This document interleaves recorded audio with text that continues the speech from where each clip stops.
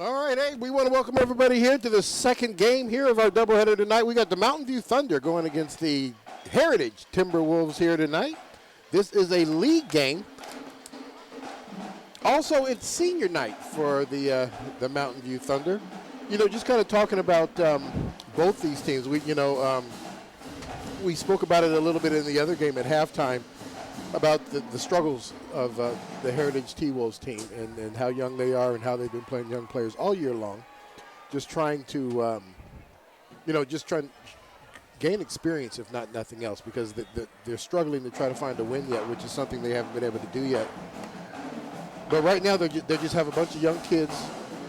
You know, a lot of sophomores are being played. A lot of juniors are being played. I think we even saw a couple of freshmen, if I'm not mistaken, last time we did one of their games. So, it kind of looks odd right now, but these guys are just gaining experience on Friday Night Football. And, the coaches keep these kids, revved up and the enthusiasm real high and get into that brand-new weight room that they just built out there. You know, this could be a team that, as years roll on, the experience just starts to pay off, and these guys find themselves in a real good situation. Yeah, absolutely. And I think it's exciting to think about that for Heritage. You take a look at the woes of this season, and they've certainly struggled. Yeah. Right. But what this means for the future program, and as 2-3 years down the road, as all these kids are playing varsity football for 3 seasons in a row, some of them 4. Yeah. That's a lot of experience. Yeah, it sure is. When these kids are juniors and seniors, and it's going to look a whole lot different. Yeah, yeah. Now, on the other hand, the Mountain View Thunder, it is this team's actually ranked this year. Definitely in a position where they can make a nice little deep run into the playoffs. They went out to Kelso last week and was able to pull out a W out there. And you just kind of talk about, you talk about Cash Cook, you talk about Porter Drake, and you talk about Jaden Brown. And those 3 just by themselves are one of the reasons, 3 of the reasons that these guys have the record that they have up to this point, and we can't leave out their big tight end Aiden Nicholson, who they've just got guys all over the place, just kind of helping them out. So it's defensively they're sound. They come up and they play some real good defense. This game tonight, I am sure what their coach is hoping to happen is they just get some good, clean football and just play a real good game. Because we're in week 9, right? So we're almost there. So I'm sure that they are looking for a mistake-free, or is least amount of mistakes as you possibly can get through a game like this, and that's definitely. I mean, I would imagine you would see these coaches probably get a little bit more annoyed and bent out of shape about simple stuff because it's late in the season.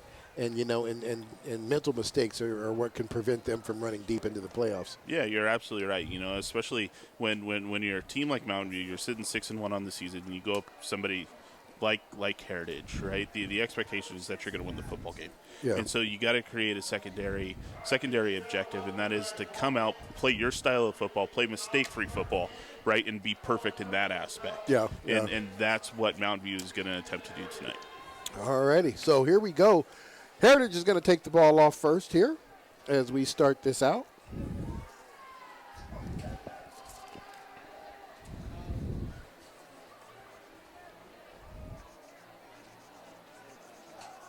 And handling the kicking responsibilities for the Mountain View Thunder is going to be Owen Purvis. And he has got them ready to go now.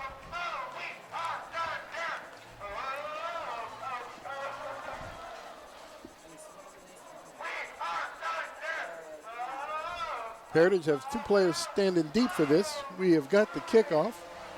And it'll be collected at the 5. Oh, they drops it. He picks it up real quick here. Tries to find some room right up the middle. They're going to spot that at right in the 19-yard line. And the T-Wolves will be out of here on the offense for the first time tonight. Yeah, decent return for dropping it there on the 5.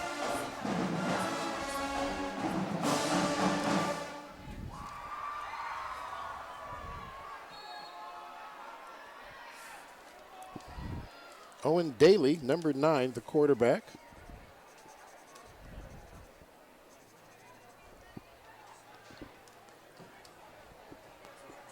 They'll start this series. Spread formation, single back.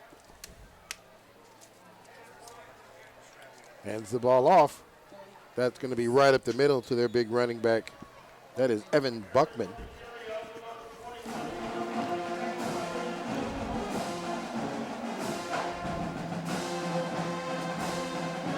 Buckman does carry the load as the running back for this team. He is one of the few upperclassmen on the team. Buckman is a senior.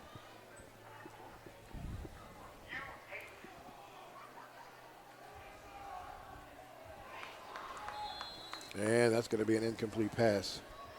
Yeah, intended receiver there was Jackson Sharp. Just slipped through his hands. Good toss by Owen Daly.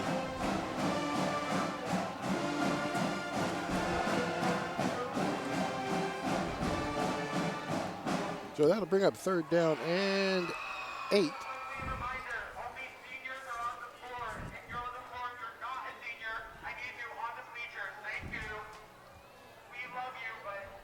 And here we go here. It looks like they're going to make sure the ball's set in the right spot here. All right, 3 receivers set on the far side. Daly drops back. He's going to hit Buckman for the screen. Gets it off a bounce. That ball's going to bounce off the helmet of one of the players. Buckman able to pick that up himself. He'll get to the 28-yard line. Not quite sure that's how that play was drawn up. No, I don't think so, but it worked. It worked. We'll see it here. The replay. Maybe a hand. It was tipped by a defensive player. Or this Buckman gets out to 29-yard line. Leaves them a yard short, and they're bringing out the punting team. Okay, 4th down and a short one. Their Heritage is going to go ahead and bring out the punt team. And looks like we are going to get a timeout called early here in the game.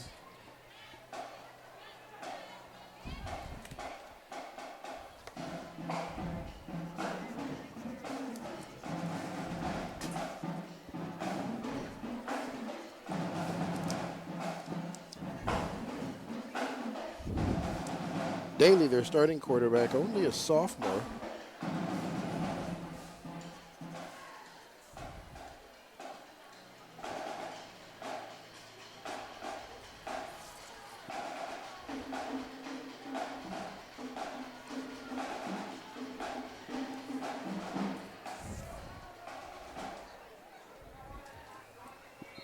All right, and they're going to go for it on 4th and 1. All right, they're going to bring a man in motion. Reset on the far side. They're going to hand this off to Buckman. Buckman's going to keep driving. We'll see if the spot doesn't indicate they're going to get it. We'll see here. He certainly kept his legs moving. And they are going to go ahead and give it to him on forward momentum. So that is definitely something to build on there. Nice confidence booster there by the DC to go ahead and give them the opportunity in a 4th and short situation in their own backfield. So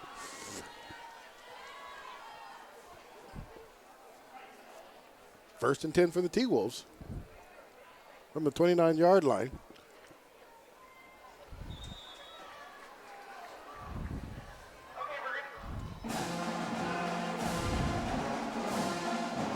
Tried to get that out to the receiver. Another drop ball Jackson by Jackson Sharp. Yeah. Daly trying to find him twice already tonight.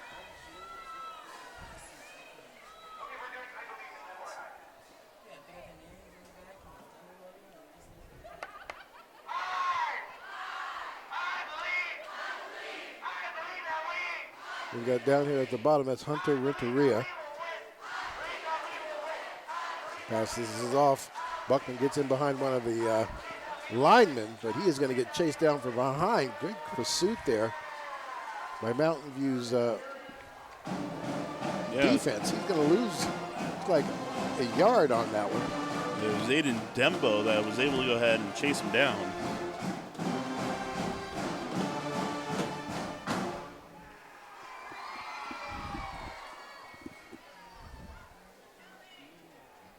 they'll flip the formation. Triples down here at the bottom of the screen. Wide side of the field here.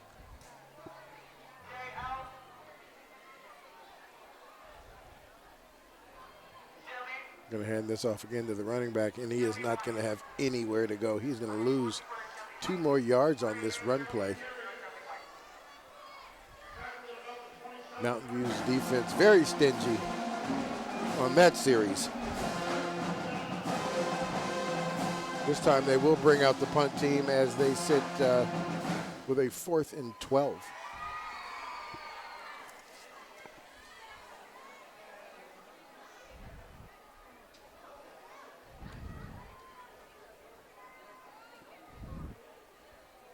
Takes the snap, gets that ball low. He'll settle in there right at the 50, and he is going to get tackled right away. That's going to be James Thompson.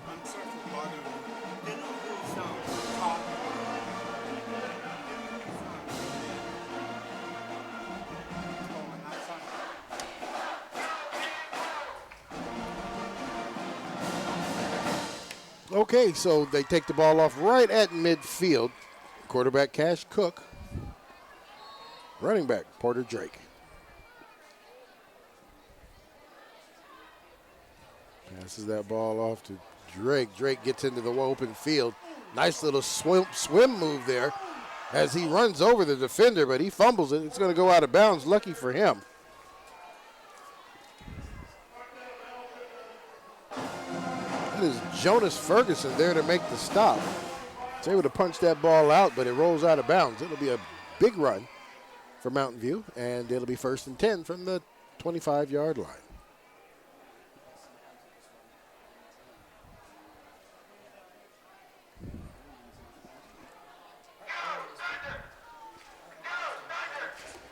As a receiver open downfield, and they've got a touchdown right away. They're going to take that up, and that is going to be Thompson. Number 7, James Thompson, who just releases right at the field from his wing position and outruns the coverage. Runs right under that one for a touchdown. Yeah, we've seen him do that several times already this season when we've done games. He's got that speed to go ahead and create a little bit of separation. Yeah, yeah.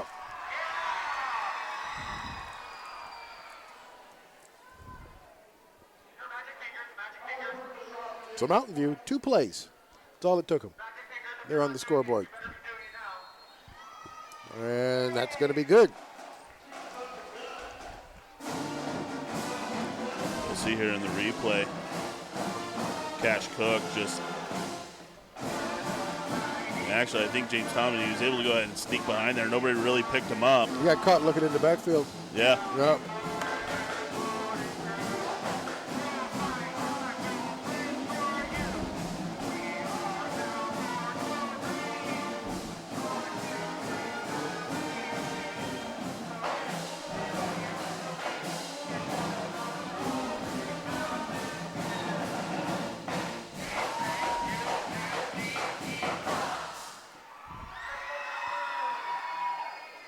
Owen Purvis, they're getting ready to kick this one off.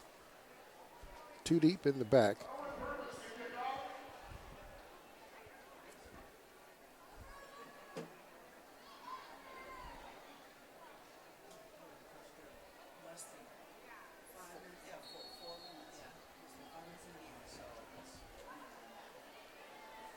All right, 2 receivers, 2 men deep, waiting to receive the ball here. Renteria being one of them on the far side. And this will be kicked out of the back of the end zone. Heritage will take the ball over on the 20-yard line.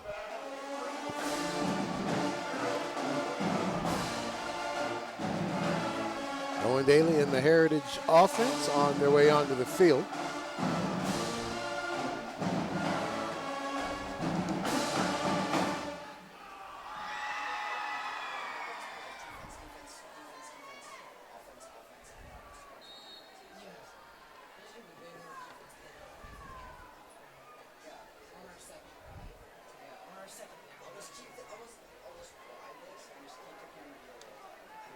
All right. Daly and Buckman both in the backfield. And we have got a muff snap. And it looks like we might have a scoop and score, and we do. I'm not quite sure what happened there. It was supposed to be a trick play anyway. And it was supposed to be the illusion that, but it ended up being a bad snap. Buckman couldn't get it down. And we see there Jaden Brown with the scoop and score. Scoop and score. Well, and before you know it, we have got 13 points on the board. Let's see if Purvis can make Purvis it 14. Trying to make it 14.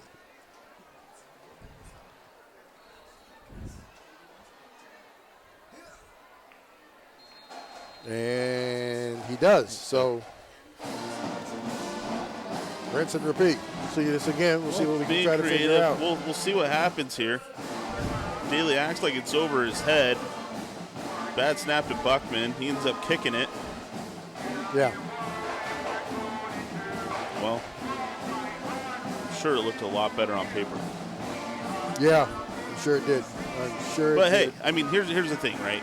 Like, this is why this is a young team, right? And this is the type of experience that will benefit them in future years as this team continues to mature and get older, right? And so go out, have a little fun, right? Throw a little bit of different mix into it, see what happens. Yeah. Most definitely.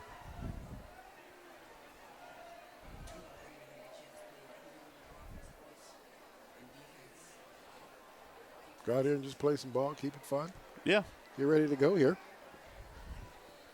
Heritage. Offense, another opportunity here to get some movement, put some points on the board. Tell you what, though, with Owen Purvis, the way he kicks, this is pretty much, you know, they're pretty much going to have to go 80. Yeah. Yep. I mean, unless he's trying not to kick it in the end zone, I haven't seen him not kick it in the end zone.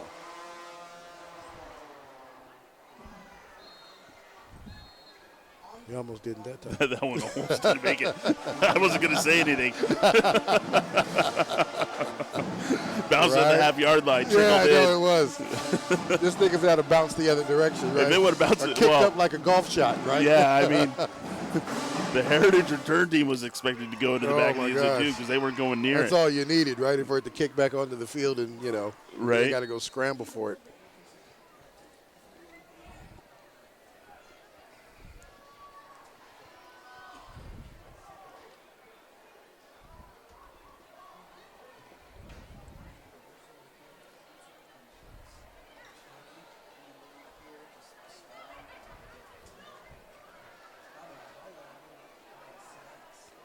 All right, Heritage comes up in spread formation.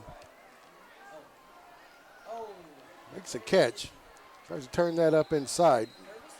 He's going to get some decent yards on that. He gets down, it looks like, to about the 28-yard line.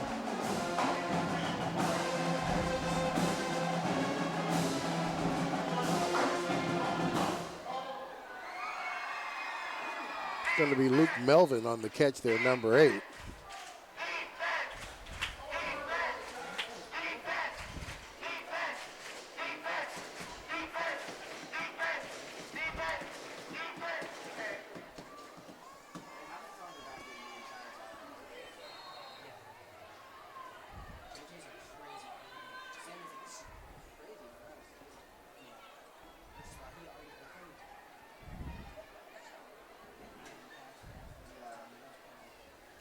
Drops back again. Has a man open in the middle, and that is going to be that receiver they just used before. That's Luke Melvin. He was wide open. Daly backpedaling when he let that one go, so not able to put it on him. He floats that one out there over his head.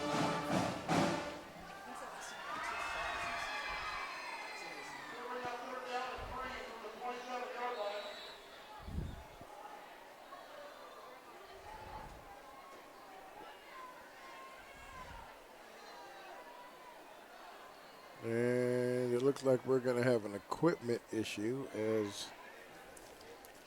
the players come off the field. And that's going to be Kamal, number 2.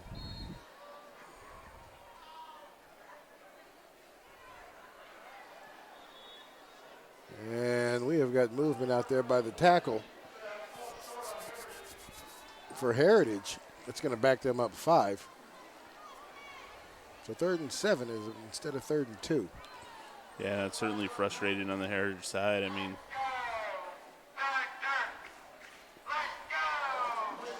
definitely changes the playbook a little bit, sitting at 3rd and 7. Yeah.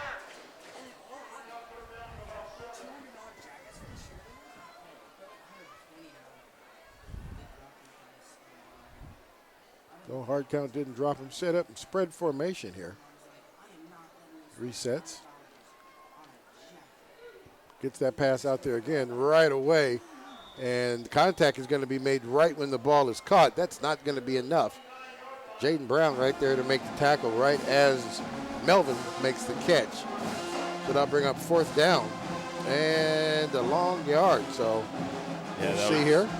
That was a good stick there by Holloman to go ahead and prevent them getting the line to gain.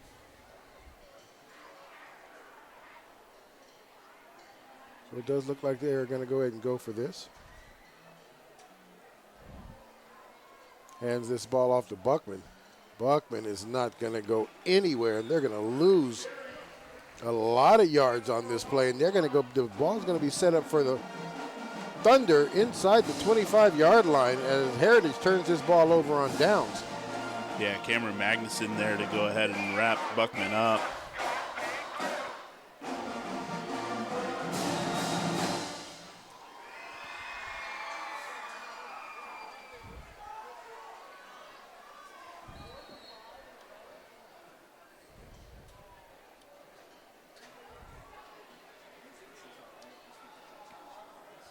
All right, so Mountain View's offense on the field. 2 receivers down here at the bottom of the screen. And it looks like we got a flag there. That might be against Heritage. We'll see there what they're going to call that on. And that is going to be on Heritage, so that's going to move the ball down inside the 20 to the 19-yard line. It's still 1st down.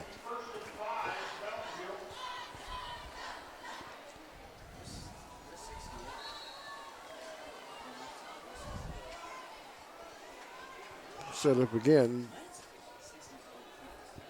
Drops back. Has a man open and he makes the catch. We'll see if he brings it down. They are going to say he is able to make that catch and sit down. That is Aiden Nicholson, the big tight end. Makes the catch right there at the back of the end zone, right by the goal post.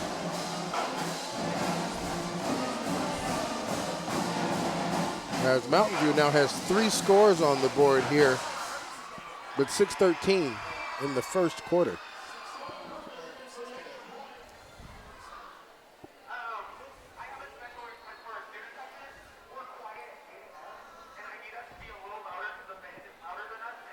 And here we go with the kick, and that is going to be good, and we're going to push the score to 21-0. Yeah, I mean, we're going to see a replay here. I mean, Aiden Nicholson just finds his way to the back of the end zone. Yeah, good catch. He does a great job. Make sure his feet stay in bounds. Knows where the boundary is. So it's 3 scores on 6 plays. It is. And defense made 1 of them. Yep.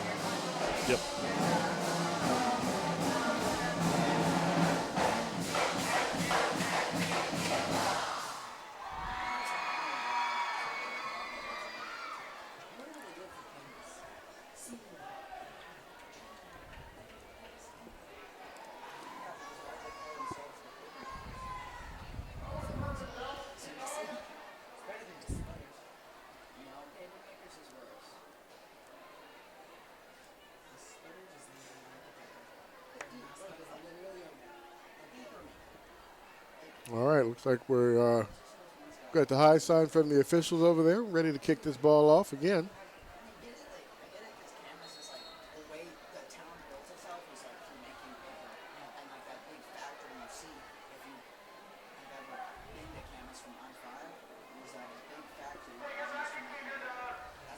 So it looks like so far the only thing that seems to be working for Heritage's offense right now is kind of those quick passes.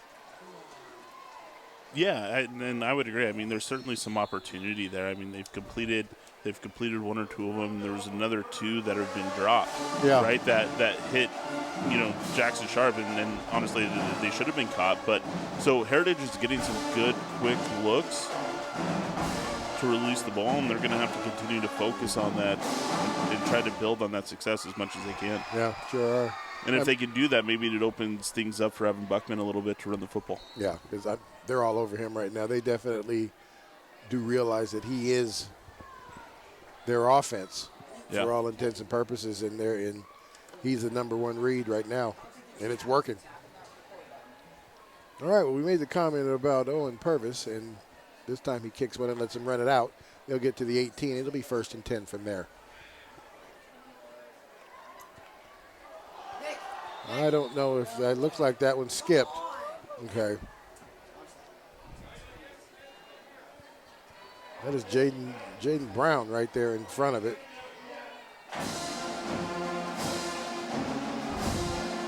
He was the one with the scoop and score. Just think if he would have picked that one off right there, too. You know what I'm saying?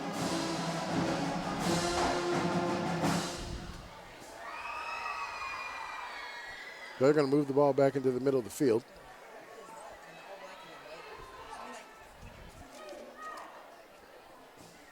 Daly sets up again. They'll hand this ball off. Buckman is going to get hit immediately and is not going to have anywhere to go. He's going to lose about 3 yards on that play, and they're going to spot the ball on the 15-yard line and bring up 3rd down.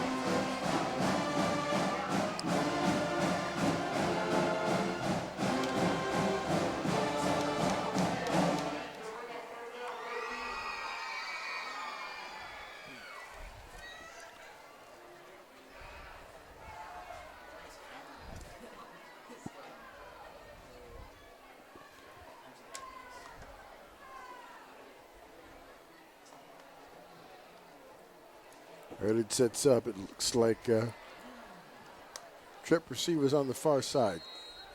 And we have got a penalty flag. And it looks like that is going to be a delay of game. It is. So that'll back them up to the 10-yard line as they replay this down.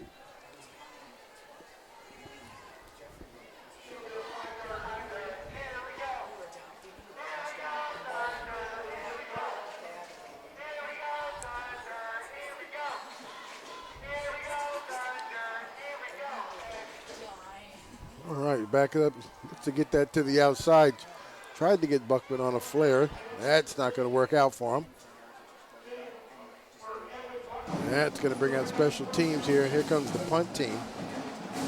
In a very dangerous position as the punter will be standing in the end zone as he kicks this one off.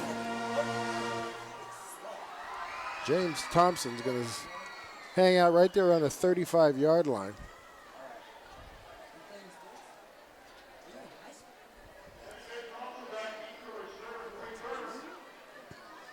Punter with his heels on the goal line. Kicks that one up real quick. James is going to run underneath it. And he's going to break that first tackle. Try to get up the middle.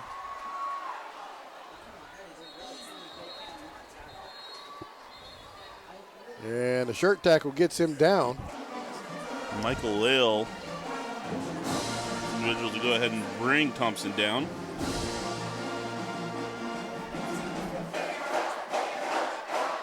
Mountain View takes the ball over again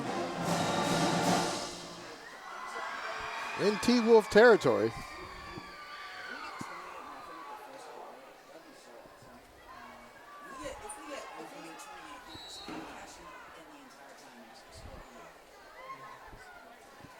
Cooks hits him down, drops back, gets that out to Kamau, marks the catch, runs back inside. Looks like he'll get up to just inside the 10-yard line before he's going to be taken down. Yeah, good defensive work there by Evan Buckman this time. Able to bring down Akili Kamau. Kamau just turns upfield. He just weaving in and out. Buckman's able to go ahead and wrap him up with a leg tackle.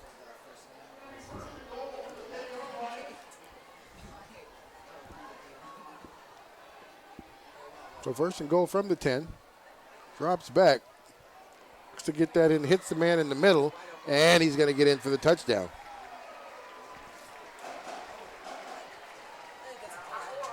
That is Dylan Hobler, or Huber, I'm sorry. Dylan Huber.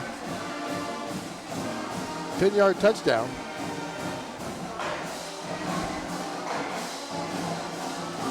Heritage is going to have to get off their side of the field on this. Yeah. They're going to have to. Yeah, they have to, and the problem's been, I mean, they haven't been able to move the football. They're taking offensive penalties, which is backing them up even further. Yeah. And it's putting them in really tough spots.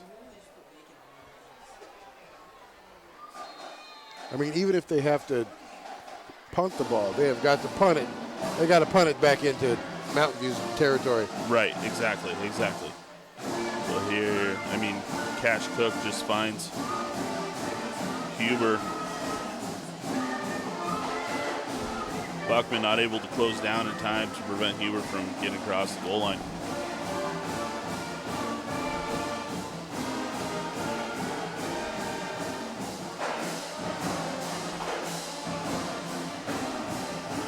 So 28-0 is the score. We've got 4 minutes, 23 seconds left in the first quarter.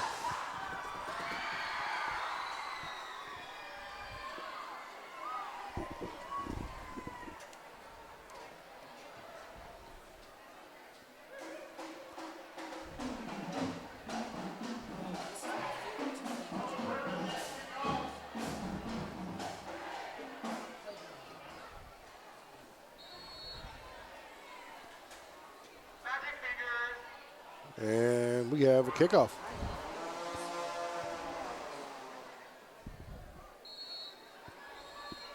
Heritage take the ball over on the 20.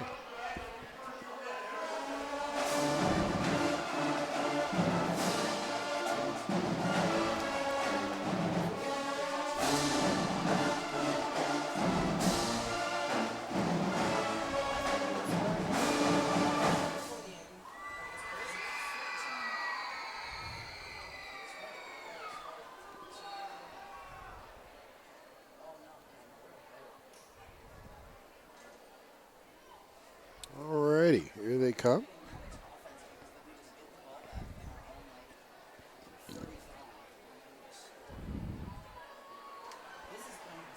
They just need they need to get the ball to some of their good, because they've got some good guys out there. Yeah. Once they get the ball, but they just got to get the ball to them in space and just kind of come with it here.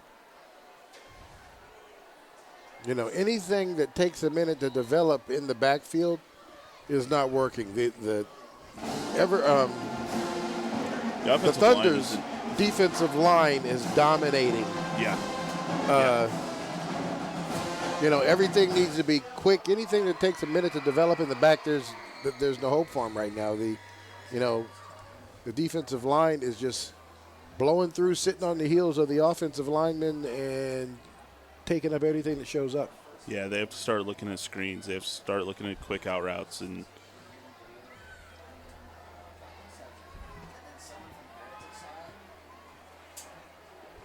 that one's going to be a pass interference. It looks like that one might be against number 6, Jaden Brown. Looks like he may have ran into that receiver, and that's Jackson Graham.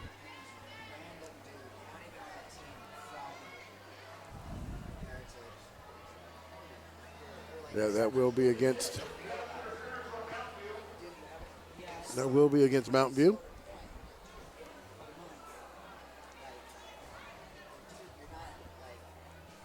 And they're going to walk this off from the 13-yard line.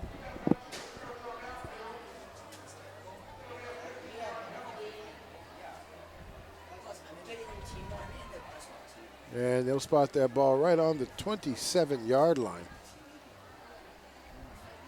Won't be enough to get them a first down, but it brings up second down and 3.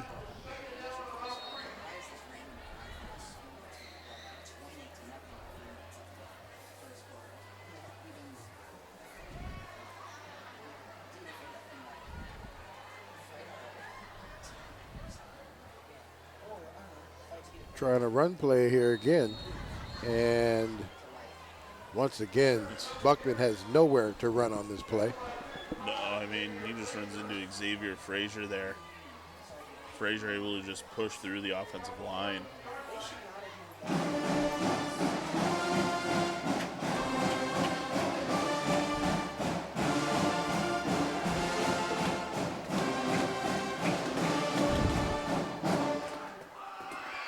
Buckman is going to come out of the game. He's going to be replaced by Isaiah James, number 36.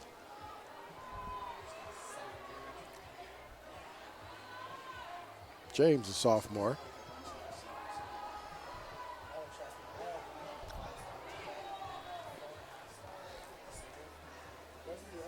Jackson Sharp makes the catch. He's not going to get maybe a yard out of that catch, and that's going to bring up 4th down and a lot. And here comes the punt team once again.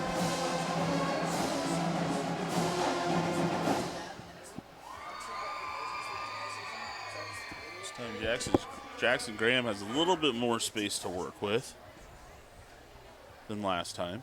Yeah.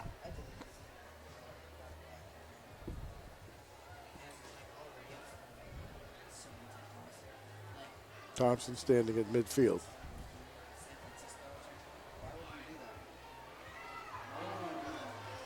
And tried to do a fake punt there. Graham is not going to be able to get close to it.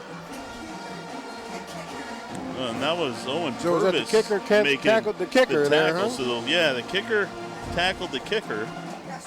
There we go. A turnover on downs.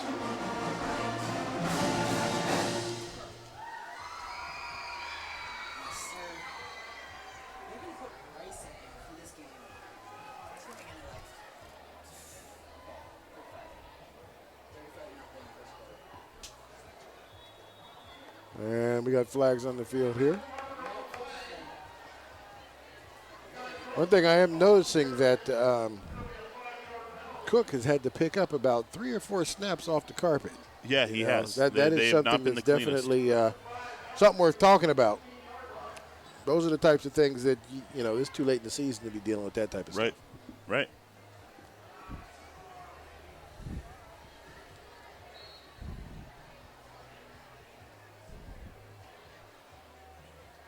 So penalty against Heritage.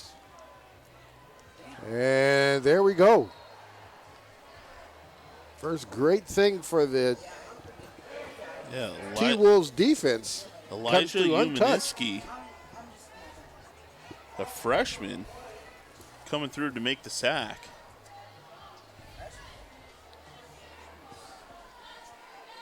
So that big sack will take him back about 8 yards there. They'll bring about 2nd and 13. Going to hand this off to Jaden Brown. Brown's going to get all of it back and some as he gets down to the 11-yard line.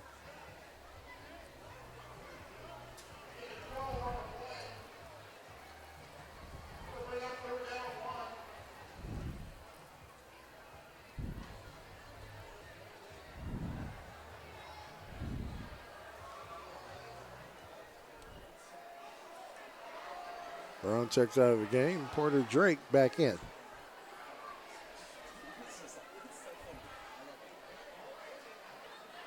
They're going to hand this off to Drake. Drake finds the edge and the touchdown. We'll see if they're going to give it to him, and they are. So from 11 yards out, Drake runs that one in and finds the corner of the pylon to get in for the touchdown, pushing the score over 30. With just 34 seconds left to play in the quarter, there's 34 points on the board.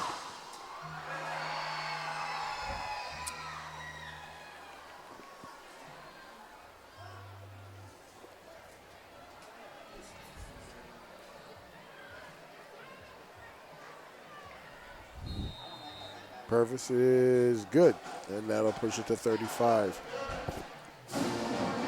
See the replay here. Porter Drake just breaking out to the outside, getting the corner. almost like that was Jackson Sharp trying to keep him out of the end zone. Just Drake had too much momentum going forward. Yeah, not able to do so.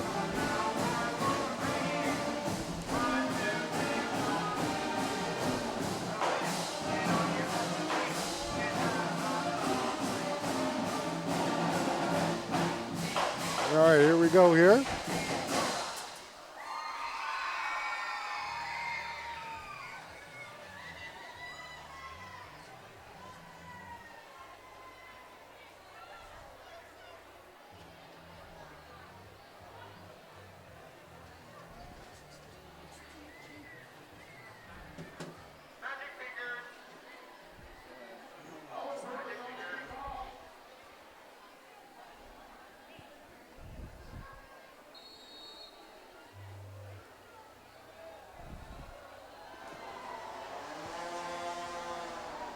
And he's going to catch that. He's going to let it bounce. Oh, and that'll be a touchback.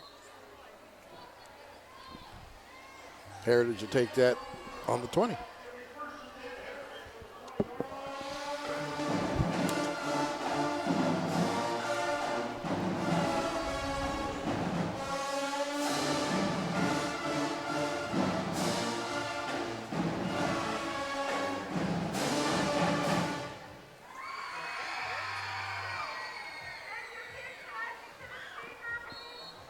Hey, this is senior night here at Mountain View. So they honored all the seniors here at the beginning of the game. Pretty cool. They had a pretty good senior class out here. It was a nice size group of kids being honored here for their for senior night. Yeah, just count them on the roster. 17 of them. Oh, we have got another fumble and a scoop and score. And Mountain View puts more points on the board. Cameron Magnuson catches it on the bounce right into his arms as he takes off running the other direction. And that is going to be a 20-yard touchdown for Magnuson. So that's the second touchdown for the Mountain View defense tonight. And both of them are scooping scores. Both of them are scooping scores.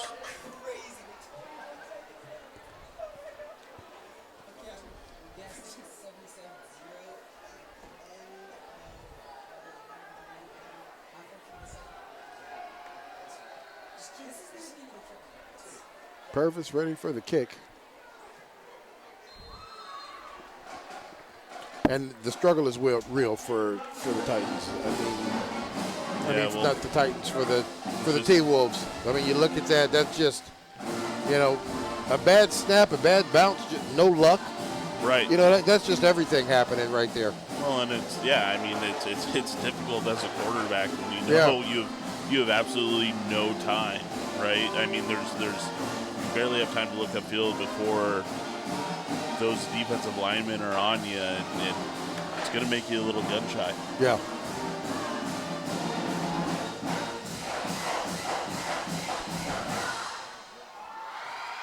Yeah, so 17 seniors on the Mountain View team were honored tonight. Whoa. That's a big senior class. Yeah, it is. It did seem like it took them a while to It get into the game, did. to get through the group of people.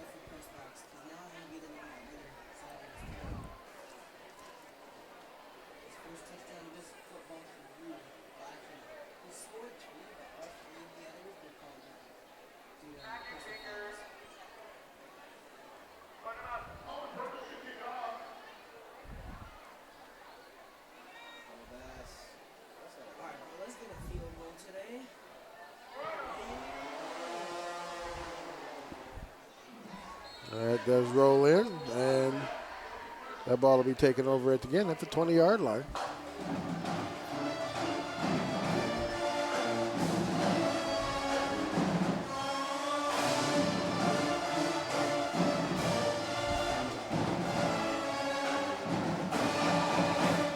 At this case, you wonder if they've got plays where the quarterback is under the center on these, just to get them closer to the line of scrimmage, and there's something that's going to hit a little quicker because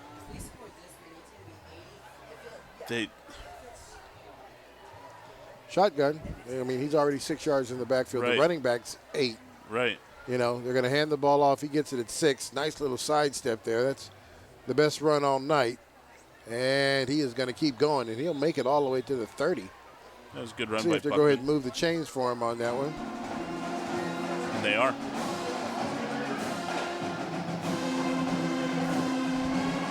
Yeah, they just got to, I mean, they got to find something different, something that works.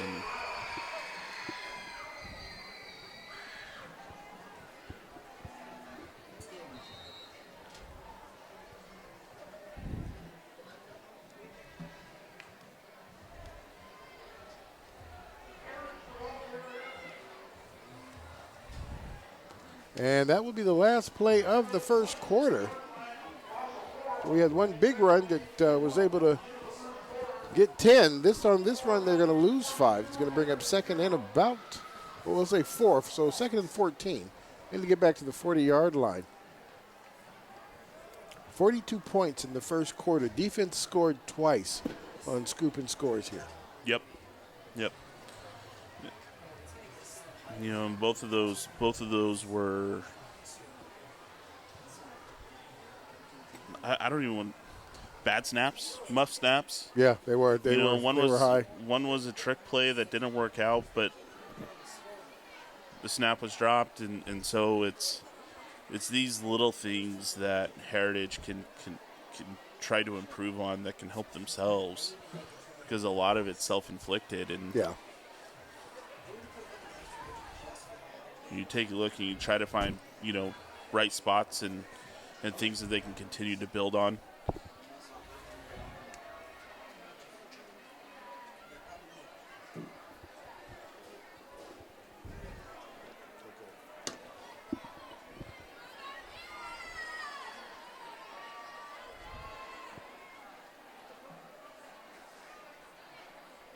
All right, we have trip receivers down here at the bottom of the screen for the T-Wolves. Daly's going to drop back. Quick pass out to the outside. Makes the reception.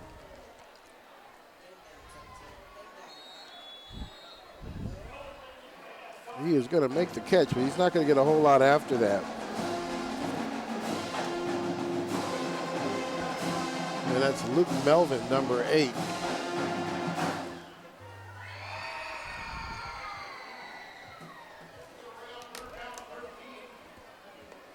Like he'll get about a yard out of that. So it's still 3rd and long here.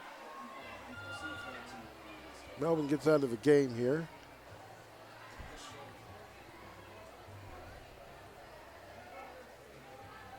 Jackson Graham lined up down here at the bottom of the screen. Daly has a man coming across the middle. Not able to pull that one in.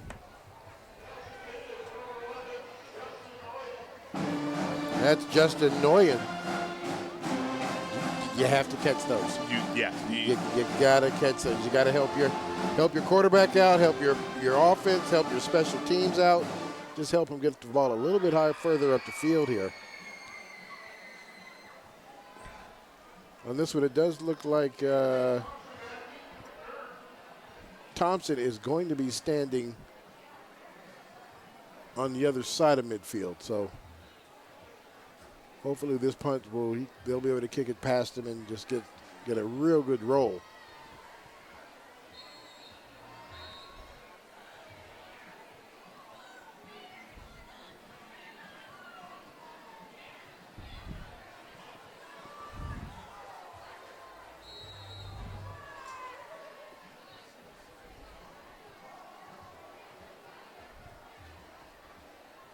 You've got the kick. And he is going to let that one get by him. And it'll keep rolling down inside the 30-yard line. Yeah, it took a little favorable bounce for Heritage.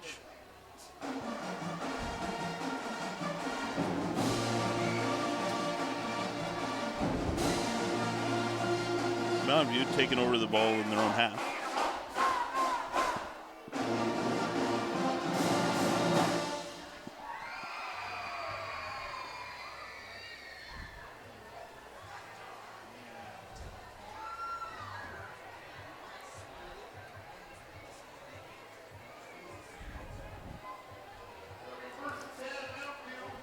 Cook and Drake in the backfield. Thompson lined up in the wing position. As a man coming in, and that's going to go in and out of the hands. And that is going to be Jamon Bowers.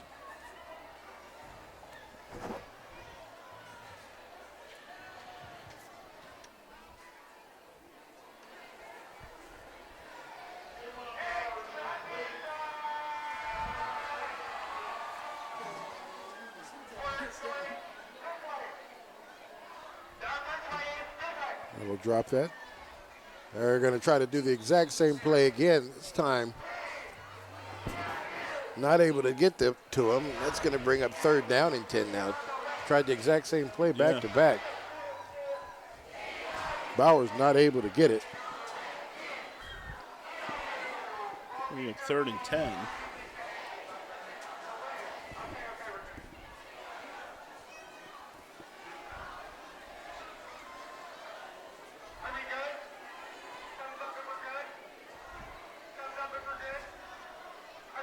And they're going to give this ball to the big man.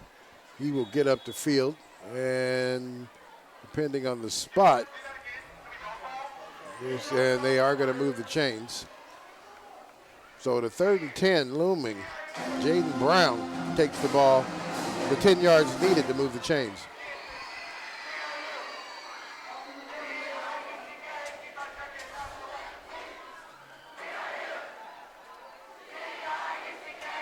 Number 8, Holloman now checks in the game for Thompson.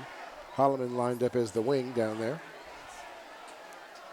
They're going to give the ball to Holloman. Holloman turns that ball upfield, breaks away, gets tripped up, but he will make it to midfield.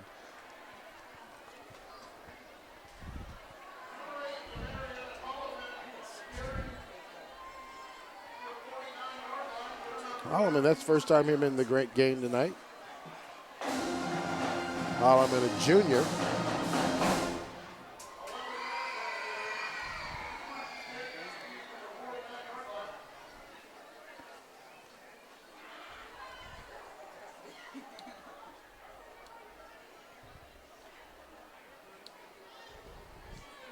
Slot receivers at the top of the screen. Cook drops back, looks to hit a man in the middle of the field. Not able to put him on him. That is going to be Kamau, the intended receiver. That'll bring up 2nd and 10.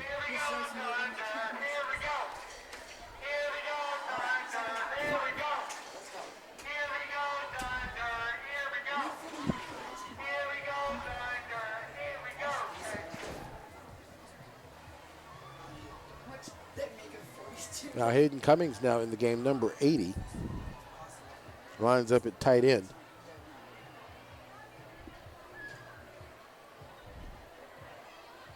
Cook drops back, throws it out there to Kamau. Kamau makes the catch off the shoestrings.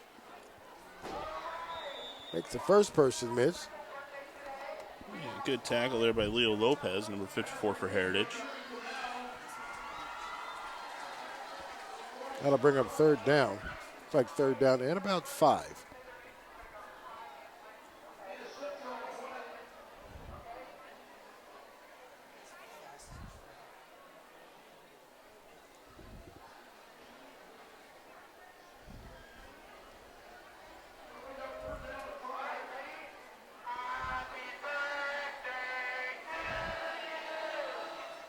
So sets him down. Kamau's lined up down here on the top of the numbers. That ball off the floor again.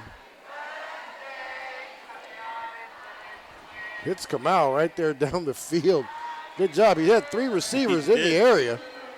Because any of the 3 could have caught that one, but Kamau does. Yeah, JB Bioso finally the one to go ahead and make the tackle there. Bring Kamau down.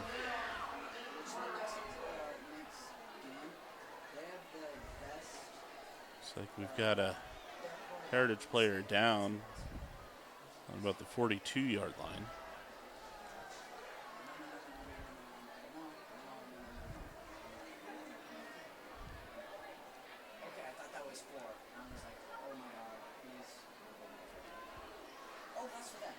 And he is able to get off the field. Looks like he'll be able to walk off on his own, so that's always a good thing.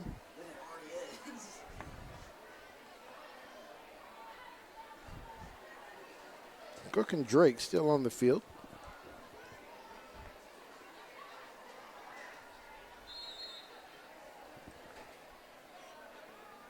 Holloman, the wing, drops back, gets that ball out there, and that ball is going to be dropped by the receiver out there, and that is Bauer.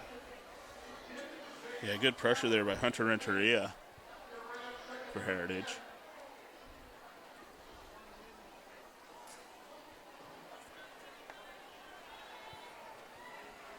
Now to bring up 2nd down and 10.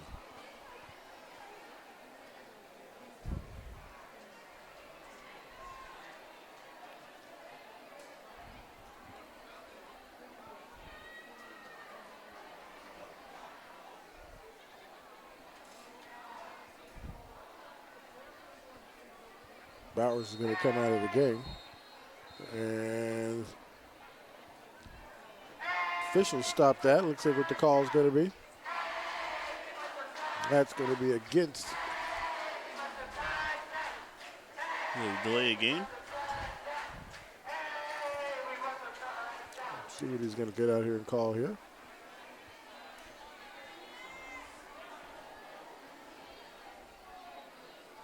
It's going to back him up 5.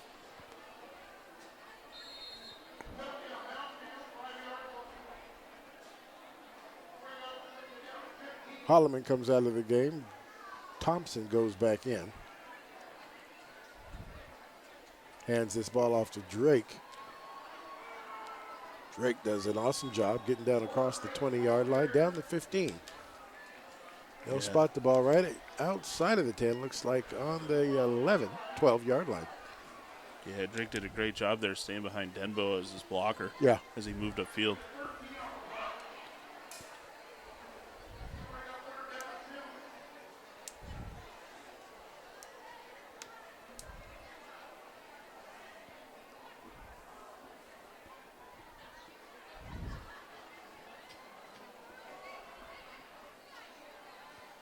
Fakes it, throws the pass out there to the receiver, and he is going to get a touchdown on a quick little screen.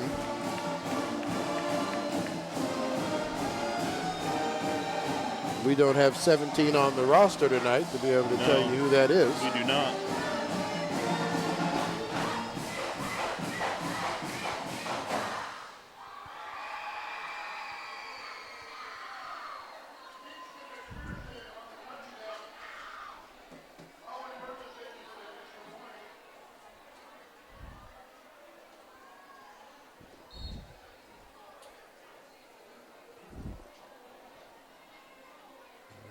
Got the kick, the hold, and the point on that one. And that will push it to 49.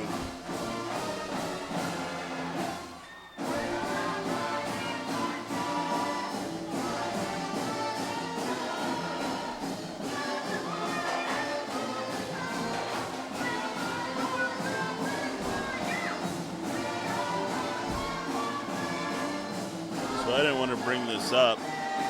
I feel like it's safe to bring it up now. But I've been doing this with you for 4 years now. It's been the only season where we haven't had a night where it hasn't rained that we've done football games. That's true. Don't jinx us. Well, I think it's pretty safe tonight. That's true. I think we're good. I think we're good. Yeah, we did not have a rain game this year, did we? We did not.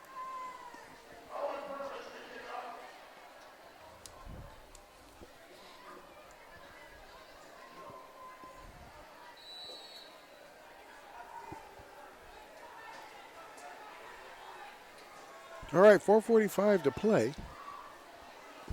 If everybody's wondering why the clock is not running, we do not do the mercy rule with a running clock. That doesn't happen until the second half. No matter what the score is in the first half of play, we do not do the running clock until third and fourth quarter. We'll just make sure everybody's aware of that. We have got a player slow to get up down there on the Heritage side. He did take a pretty good pop on that hit. A pretty good pop.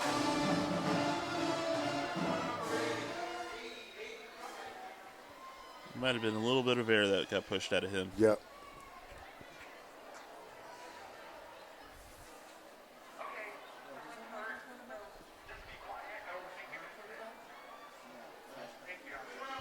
And so he's able to get up and walk out on his own.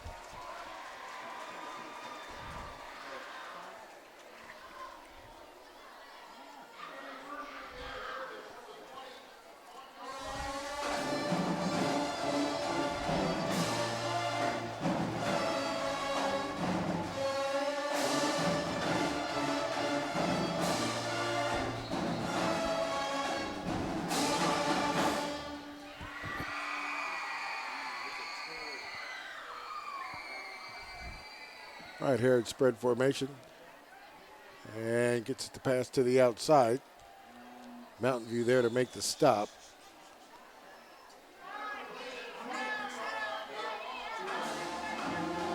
Forward momentum will keep him right there at the line of scrimmage and bring up 2nd and 10.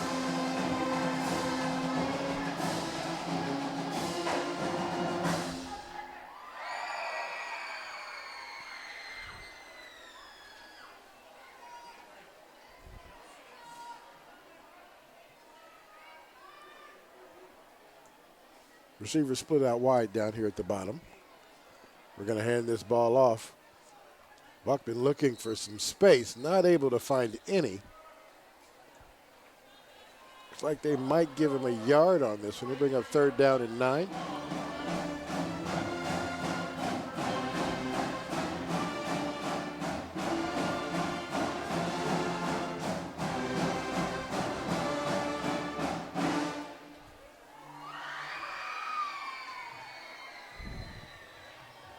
Question on the formation out there.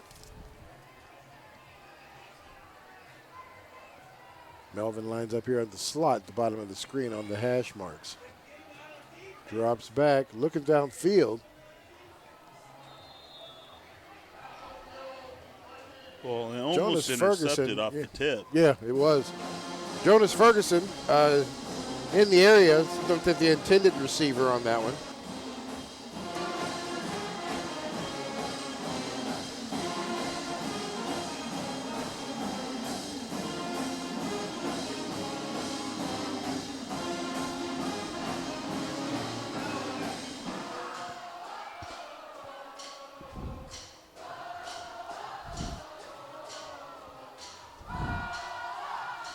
And with the 4th and long, here comes the punt team again.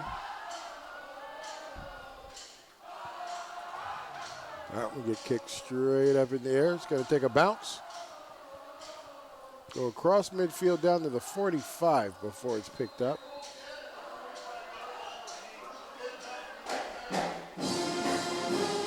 So 2 minutes left to play in the first half. Mountain View is going to take the ball over on their own 45-yard line.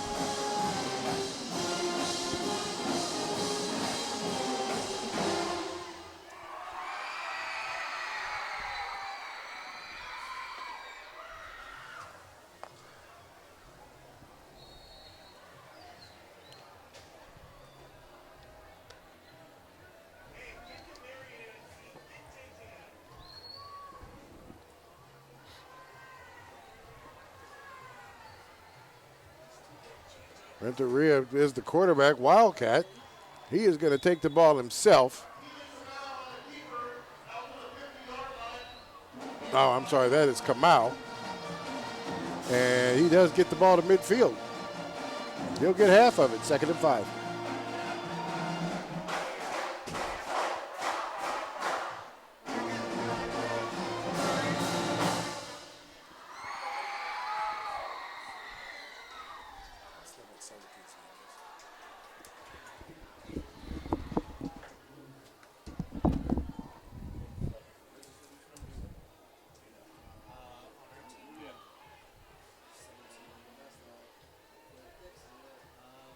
They hand this back off to Kamau.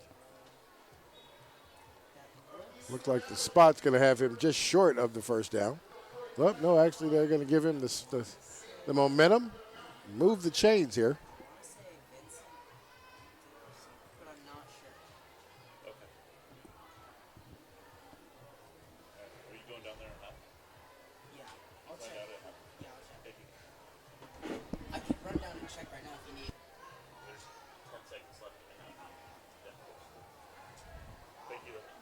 All right, well, this will be the last play of the first half. First half runs out here with Mountain View on top, 49-0 over the Heritage Timberwolves. This is Rodney Lawrence and Ryan Bassbot on EPS Sports. We'll see you back here at the third quarter.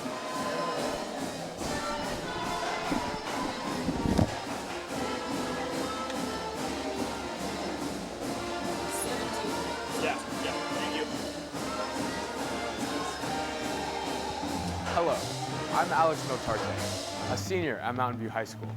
And today, I would like to share with you Evergreen Public Schools' vision for student success. This is the district's new strategic plan.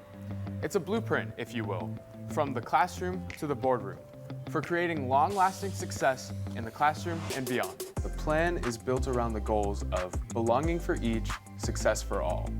It's our tagline, and it's a real short and concise way to explain to people what we're about. Making sure that each student feels like they belong in our schools, they feel part of our community. When that happens, good things happen. The strategic plan is student-centered and equity-driven, designed to make sure students know that they are cared for, seen, heard, and empowered, and that all students will be motivated to learn every day.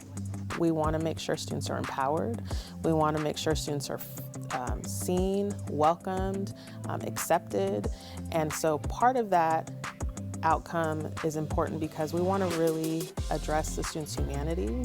And while, yes, they're here in school every day with us to learn, they're also people who are growing in their identity and growing in their passions about who they want to be in the world. And so creating a sense of belonging is making sure all of our students are really flourishing and thriving and becoming their best selves and full selves. Our schools are rallying around a set of goals, academic and social and emotional, to help students feel connected to their school communities and make sure that all of our schools are pushing for better academic outcomes. New this year is a district-wide math curriculum being implemented from kindergarten through high school. The math curriculum is just one step in a series designed to address learning areas in need of improvement and set learning goalposts across Evergreen Public Schools.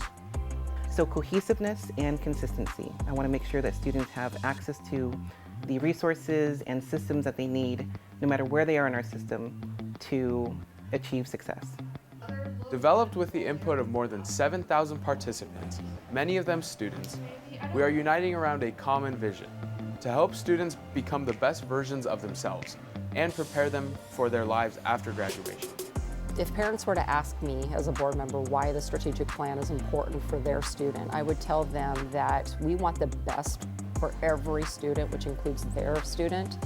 If they want a plan that they can help in their individualized learning and help them excel, we're going to make sure that it happens. If their student is struggling, we're going to make sure that we get them to where they need to be.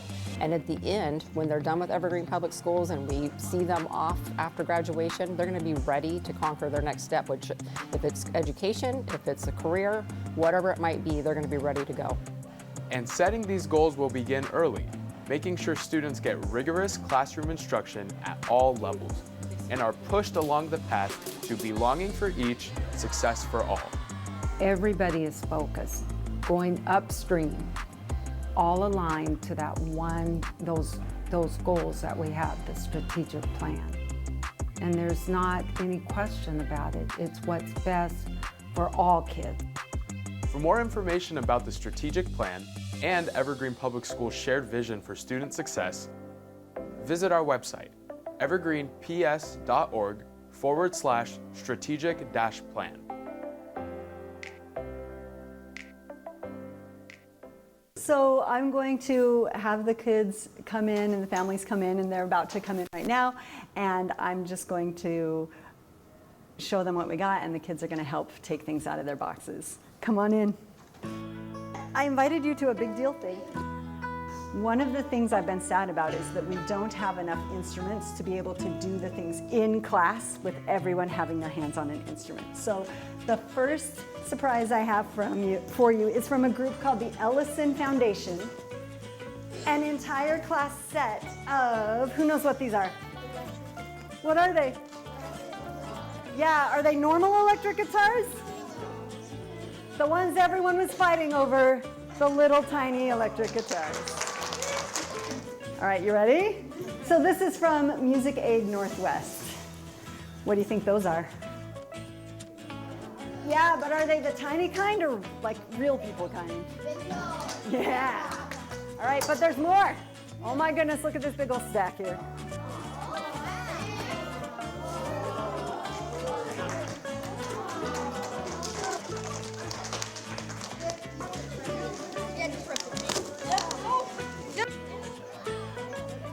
Grants such as these are really important to our teachers and our students and our district because they fill gaps in funding that we can't always provide class sets of instruments and larger purchases like this.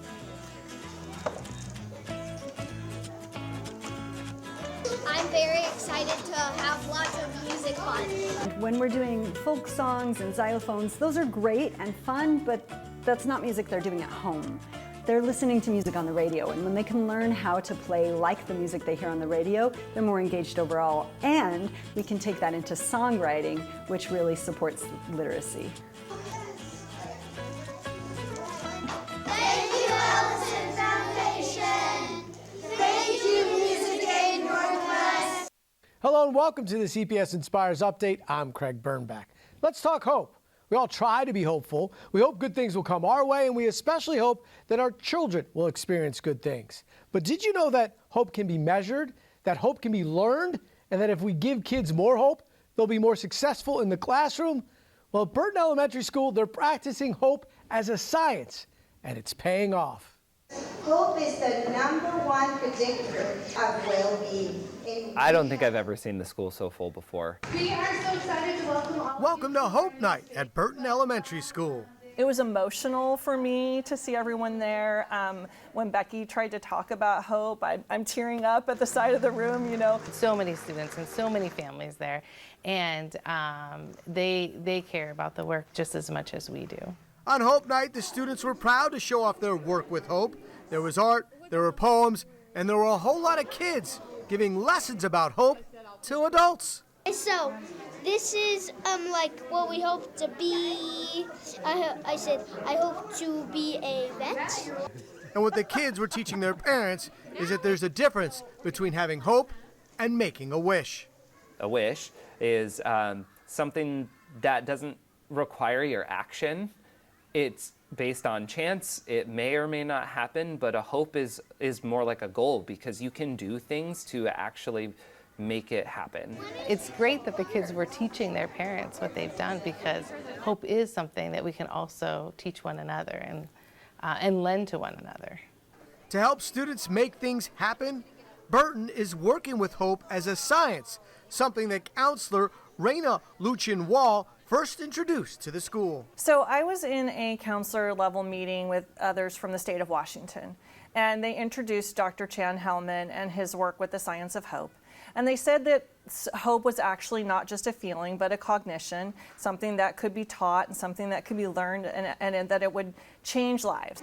So Burton decided to jump in head first. They secured a hope grant and began educating their entire staff about hope as a science. Well, I think as we learned directly from Mr. Chan, Dr. Chan, the author of the book, and we learned about the science of hope and really got a good professional development for our entire staff around the science of hope. That helped build some momentum, and then seeing it work. And it has worked. For the last 2 years, Burton has collected hope scores and compared that data to academic achievement. When we saw that our students that grew the most in hope also grew the most in reading, and we actually saw the correlation ourselves, that is, it's like the proof is in the pudding, right? And now students, staff, and families at Burton have proof that being hopeful can change their lives. HOPE. Having the belief that you could make your future brighter than your past, and that you had the power to do that. What's this say? Hope. As mentioned in the story, a major way to increase hope is to give students a feeling of belonging. And that aligns a great deal with Evergreen Public Schools' new strategic plan that's just starting to be rolled out. Stay tuned for more details. For Evergreen Public Schools, I'm Craig Bernbach. calling all student athletes in Evergreen and Battleground Public Schools. The Mark Rigo Athletic Scholarship Fund is accepting applications. Mark Rigo was a beloved football and track coach who passed away in 2018, but left behind a legacy. The thousands of student athletes he pushed to become the best versions of themselves and pursue their dreams. His whole thing was the power of one. If he could just do one thing each day for one person, he's made an impact. If you are heading to college or a post-secondary trade school and have taken part in sports in Evergreen or Battleground Public Schools, Rigo's legacy can also help offset some of your college costs. To fill out an application and learn more, head over to rigoscholarship.com. Let's keep Coach Rigo's legacy going by helping new generations of students pursue their dreams.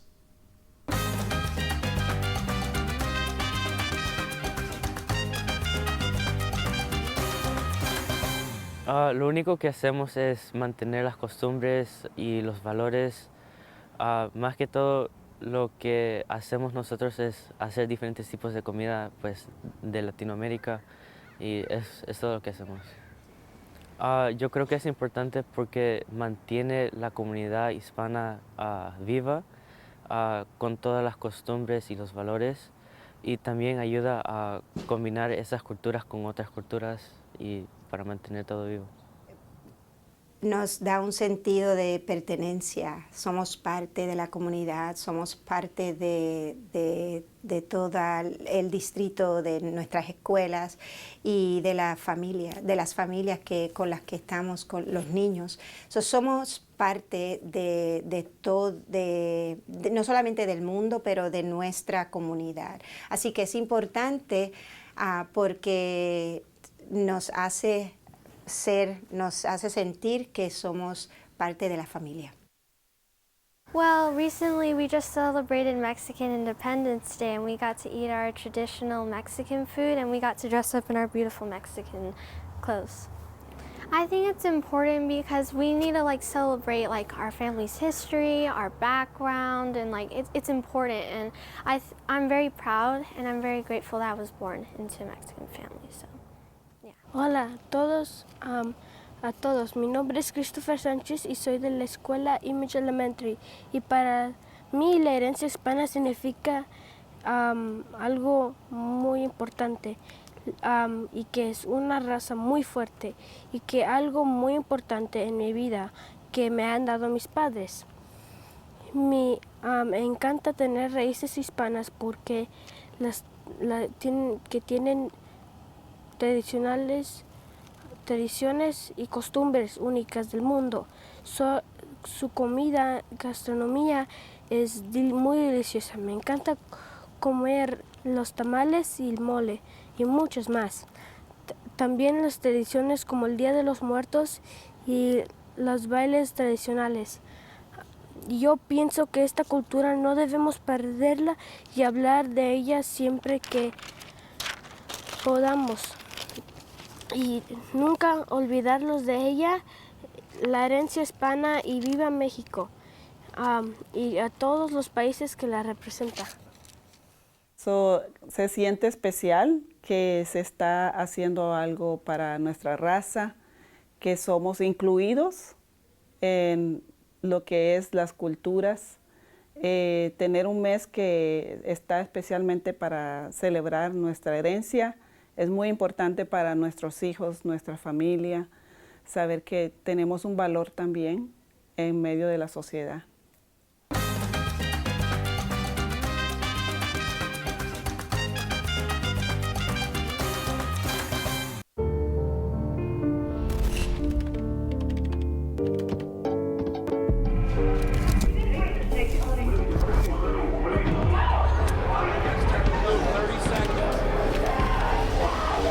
I'm an ex-drug dealer, and I'll be your sub today.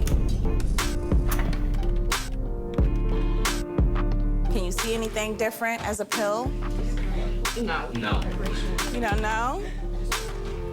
Fentanyl is being mixed into everything now. There's only one thing that will save somebody's life. That is naloxone nasal spray.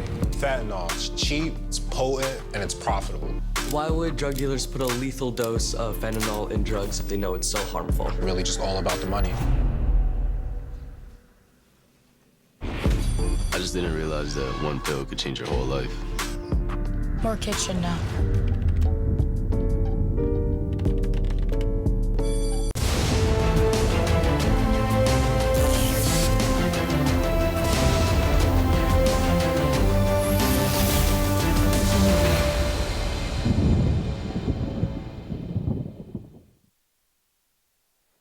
Hello, we want to welcome you guys back here to McKenzie Stadium on Game 2 of Friday Night Football in Clark County.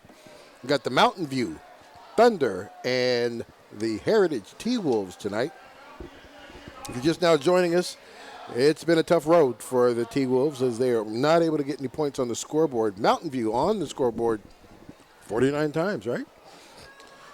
49 of them. Yes, 49-0 is the score. We'll be doing a running clock here for the remainder of the game, third and fourth quarter, which means the only time the clocks will stop is timeouts and touchdowns.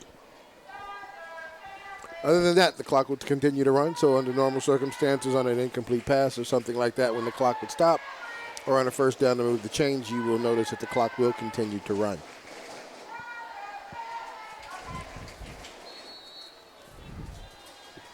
I want to remind everybody you are watching us on EPS Sports on channel 328. We are also on Evergreen School District channel on YouTube, where we are streaming the game there live.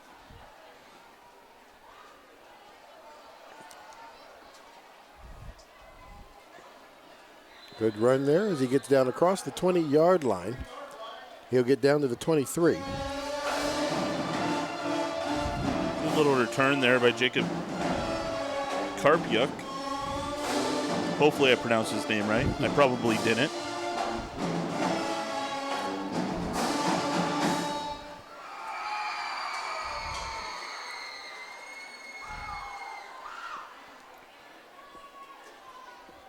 All right, and for the first time in the second half of the game, the T-Wolves on the field.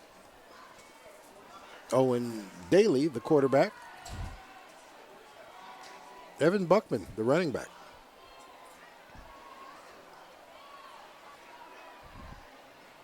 Buckman takes the ball again. He is going to run into initial contact at the line of scrimmage, but is going to be able to get through that. He'll make it down to the 29-yard line. Bring up second down. Yeah, brought down there by Vincent Dickerson.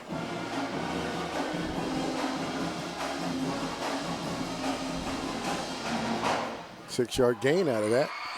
Second down.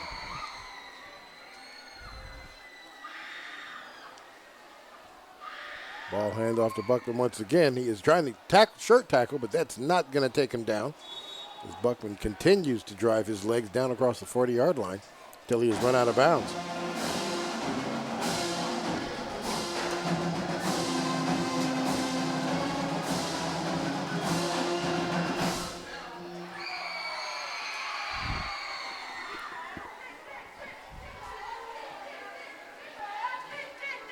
Time they'll line up three receivers side on the far side. We're going to hand this off to Buckman again. Buckman's going to get stacked up right there just across the 45-yard line. They'll mark that on the 48. Got to bring up second down and 4.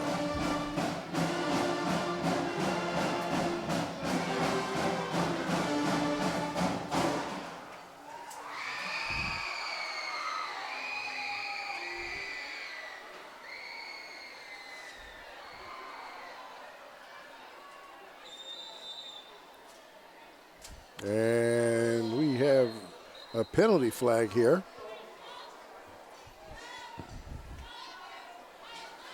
It's going to be against the Thunder.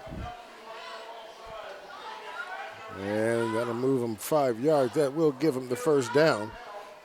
And for the first time tonight, the T-Wolves are in Mountain View territory.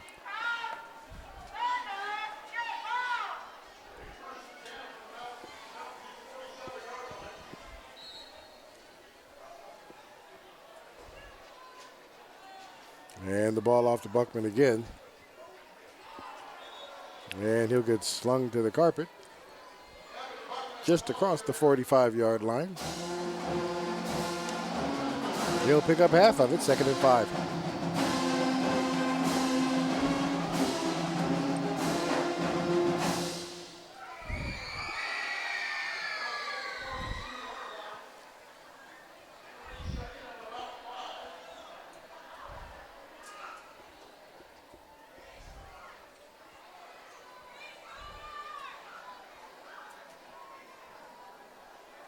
Takes the snap, drops back, looks for a man open in the outside. Yeah, looks like they are going to give him the catch.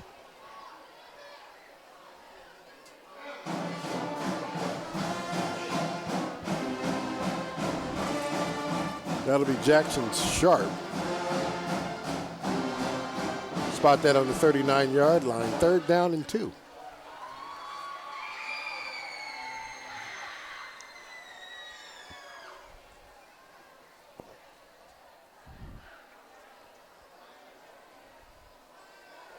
Drops back again. That one's going for Sharp once again. Sharp takes a pop right as he tries to catch that ball. He is going to be slow to get up as well.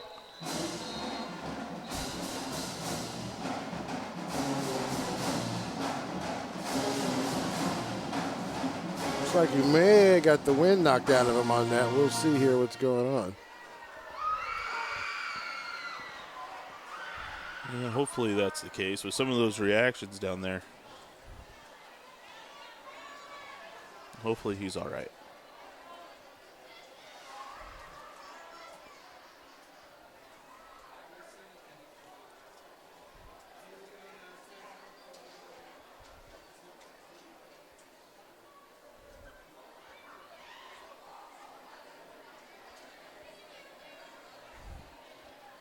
Good deal. Looks like he's going to be all right there.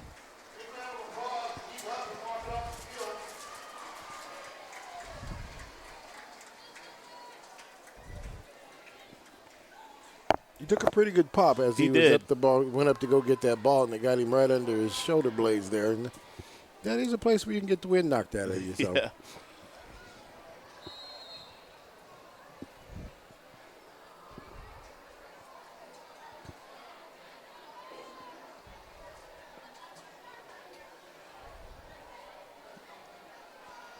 Okay, both teams back on the field.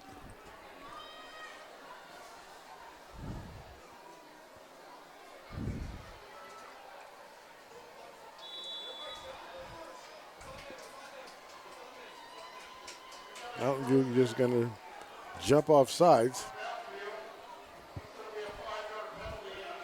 5-yard penalty there. That will give the Heritage T-Wolves another 1st down.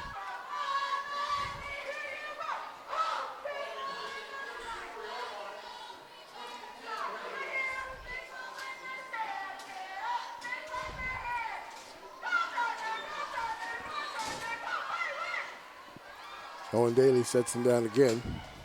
They're going to hand this one off. Buckman right there is caught right at the line of scrimmage. Great textbook tackle there by the linebacker there for the Storm. Looks like they will give him a yard on that. 2nd down and 8.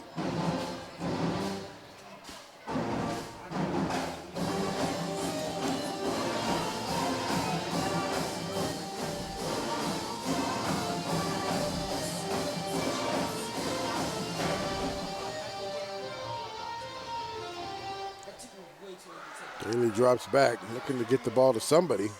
Catch is made right there at about the 33-yard line. He wasn't able to hold on to that one. So that'll bring up 3rd and 8, 3rd and 9. It's thrown into traffic. Luke Melvin, the intended receiver on that one, able to bring that one down.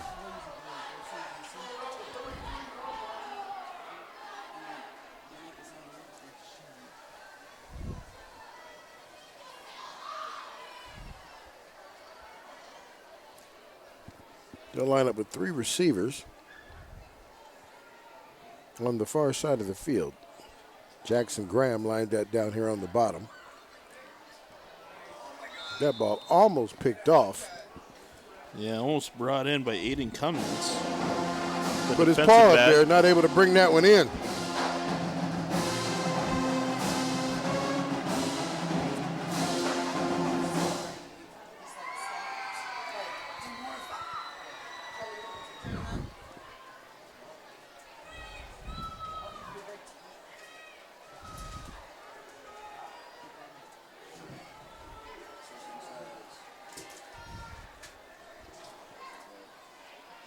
Bring up 4th down and 9. And we are going to get a timeout here by the Heritage Timberwolves.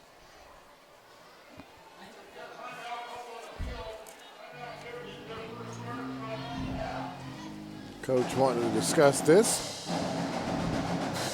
Big play for the T-Wolves right here if they're able to convert on this. Yeah, opportunity of scoring. I mean, I don't know how. We haven't seen their kicking game, so I don't know if they have somebody who could potentially put it through the uprights from out here if they were able to get down inside the 25. Right, yeah, I don't know either. I mean, it's obviously been Heritage's best drive of the night so far. They've made some good movement on the ground, but now they're looking at a 4th and long situation. Let's see what they come up with.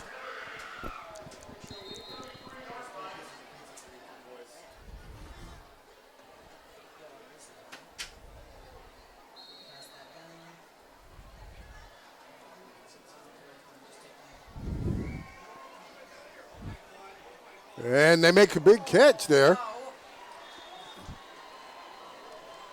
One of the better plays of the night here for the T-Wolves.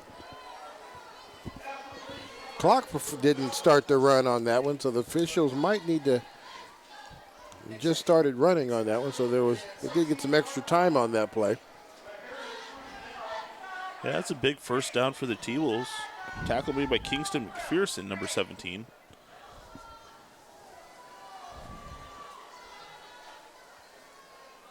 Drops back again, throws that out in the flats, and he is there to make that catch.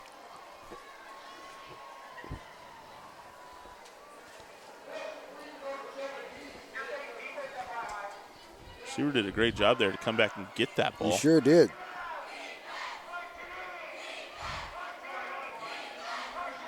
And that looks like Jacob Karpiuk, number 17, making that catch there and down inside the 5. We're going to hand this off to Buckman, and Buckman's going to get inside for the touchdown. The Timberwolves able to put a touchdown on the scoreboard here in the third quarter to prevent a shutout. Nice drive, nice opportunity there. Yeah, that's a big touchdown for the Timberwolves. That is the first time in 4 games that they've put points up on the board. It's a big touchdown for the Timberwolves. And here's the opportunity for the extra point.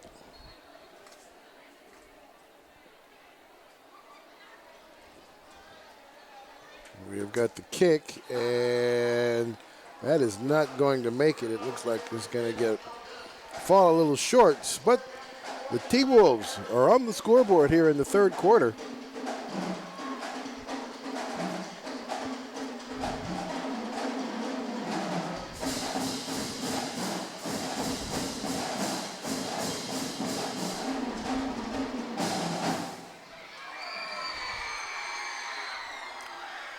Clock here stopped at 2:10 left in the third quarter.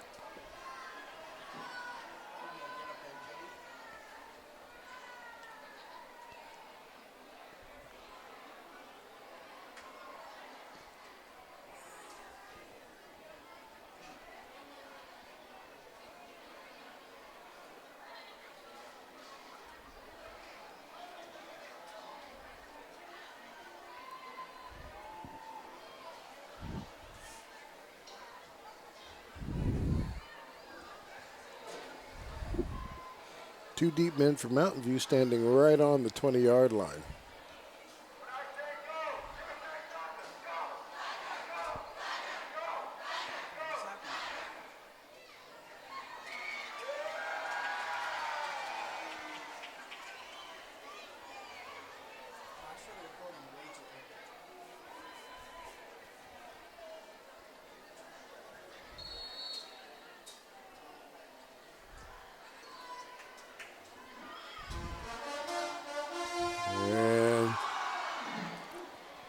That ball's going to get picked up right there at the 20. And here's an opportunity that they might run this one all the way back as he switches across the field. And he is going to make it all the way on special teams for the touchdown as he runs it all the way back, an 80-yard kickoff return. And that is going to be J.J. Thompson on that one. No penalty flags on the I don't field see anywhere. any. No, I don't see any.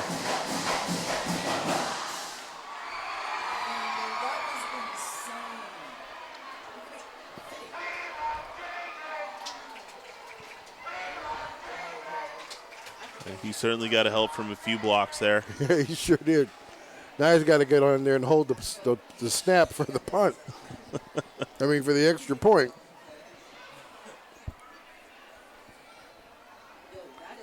Okay, that's we got a new kicker out there. That's number 17. What was his name again? Did we find that out? Kingston McPherson. Kingston McPherson. There is a flag. The kick was good, but there is a flag, so we'll see what that's all about. Well, he picked it back up, so it looks like the flag's probably against Heritage. Yeah. So Heritage able to put some scores on the scoreboard. And we'll see here, J.J. Thompson fields this. He actually muffs it. He's able to pick it up. Takes off to his right, runs into traffic. I'm surprised he wasn't brought down here. He just reverses on it. He's able to pick up a few. It was a perfect storm then. He had everybody going to one side. He was able to pick up a few big blocks.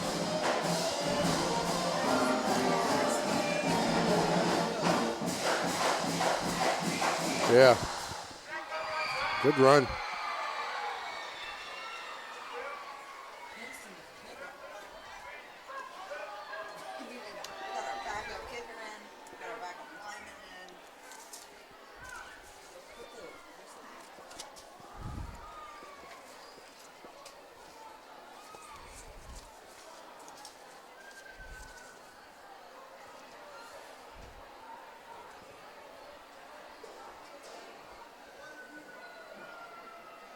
All right.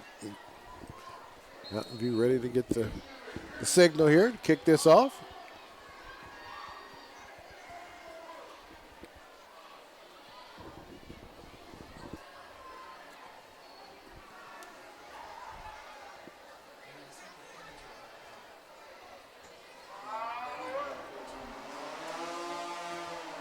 And pick this one up on the hop.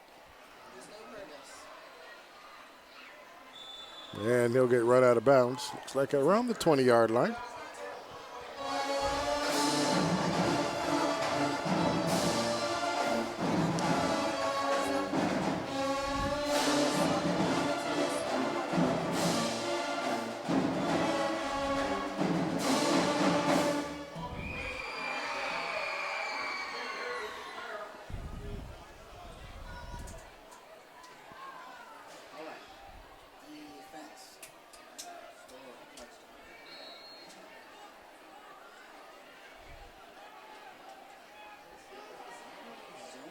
All right, Owen Daly sets him down. Gets the ball out to the outside. Looks like that is going to be Renteria. And that is Renteria.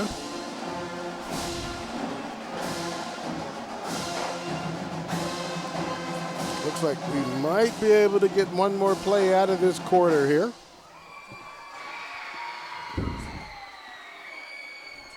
Possibly even two, depending on how quick they take off on this one. Gonna hand this ball off. There's nowhere to go.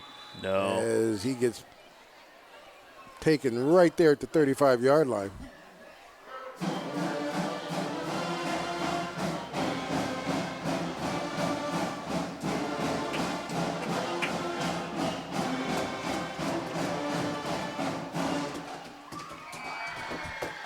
And that will run out the third quarter. There we go.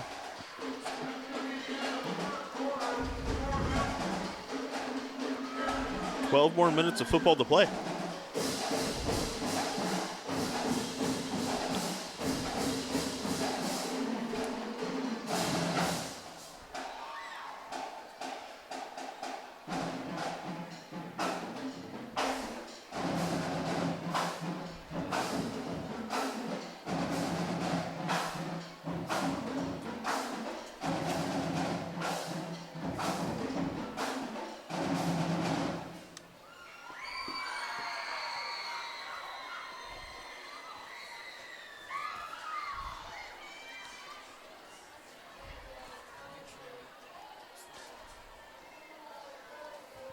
Like defensively, Mountain View has all, that probably is the bulk of the JV team out there on the field right now.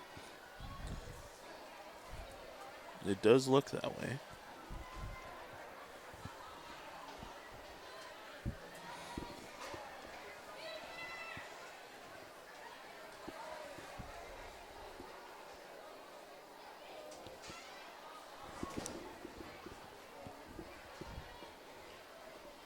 There it is, comes back for the start of the fourth quarter, lined up on the hash right down here at the bottom of the screen. We've got stacked receivers.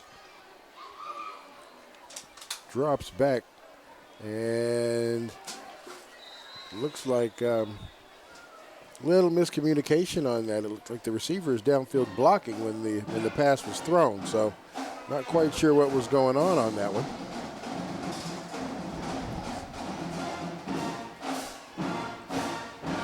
But that'll bring up second down and 10.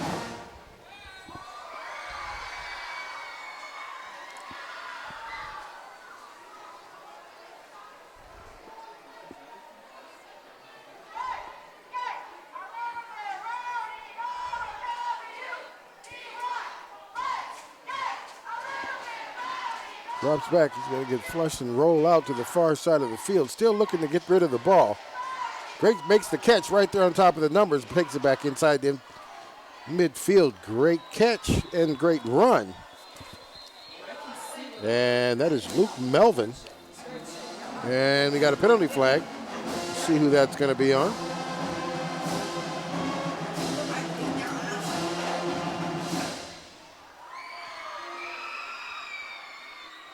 And that flag is going to go against Heritage.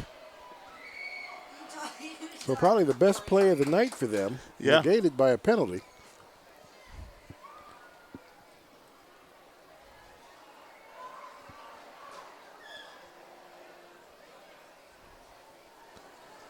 Yeah, I mean, Daly had a little bit of time finally to scramble outside the pocket, and he found Melvin, but let's see where he's going to march this off to.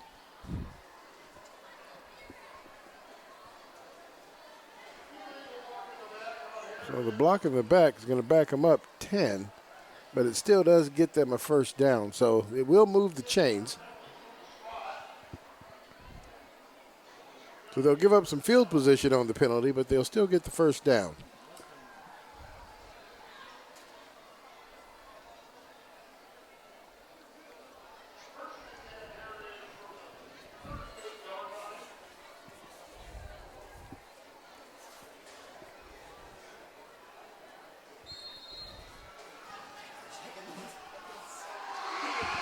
Heritage still has 2 timeouts. Mountain View has all of theirs.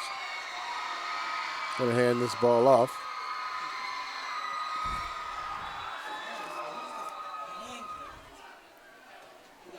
That's Isaiah James, number 36, the ball handler.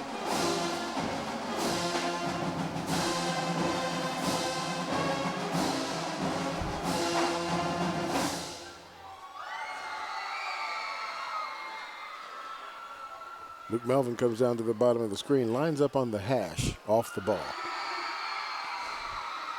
Going to hand this one off to James again. James finds a crease, makes it to midfield before he stopped. That will be enough to move the chains.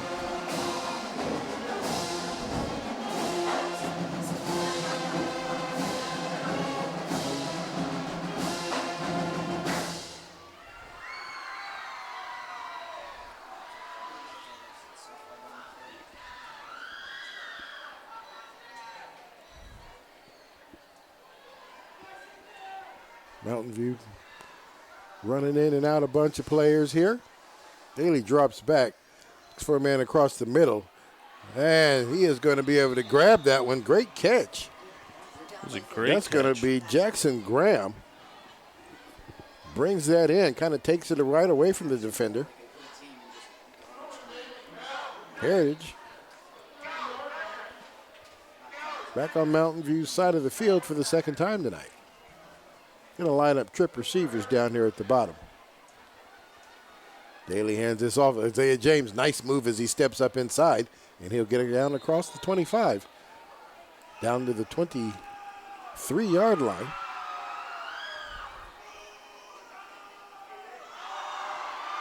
And that'll bring up 2nd and 3 to go.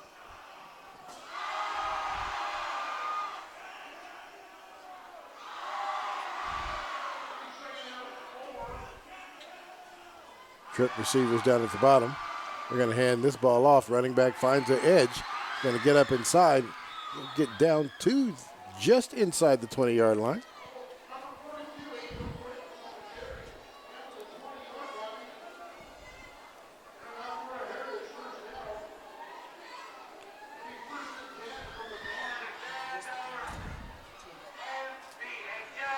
So that will be the change for them. They're going to take the ball over 1st and 10 at the 20-yard line.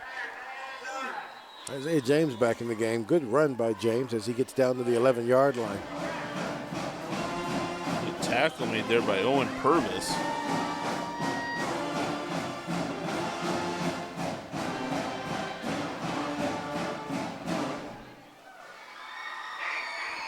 Trip receiver set up over there on the far side.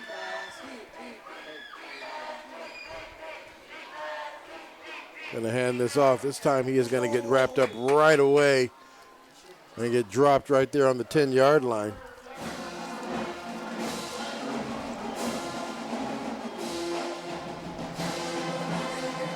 Ryder Tucker Cook wraps him up right there and dumps him on the 10. It'll be enough for the first down. 1st and goal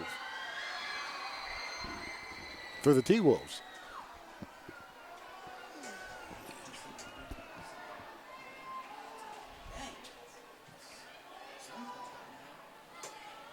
Daly takes snap, drops back, looks for a man coming across. Catch is made just at about the 6-yard line. They're going to spot that at the 7. Stop made there by Jeffrey Chilson.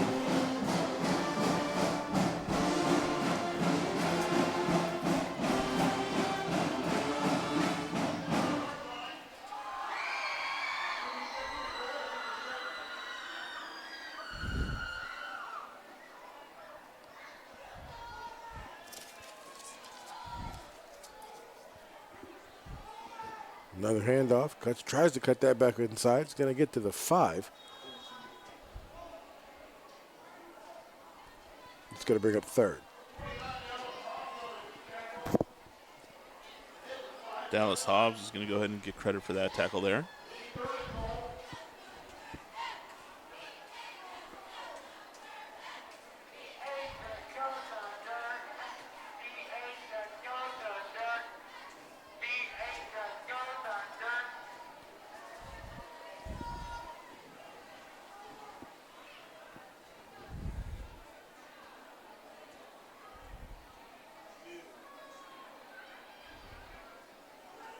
There's a man coming across the middle, makes the catch and the touchdown.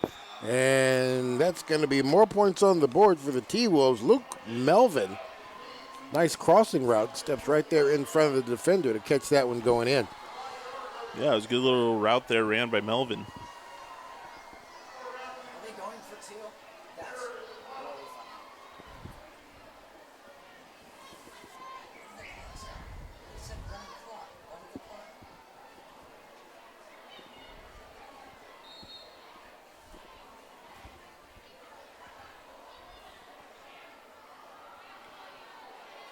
Spread formation, moves the running back. Drops back, tries to hit a man in the back pylon. That ball's going to get picked off. You can't run that out because it is an extra point. So good pick there.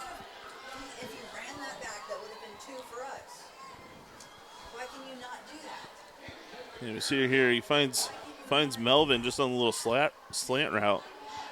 Finds his way into the end zone.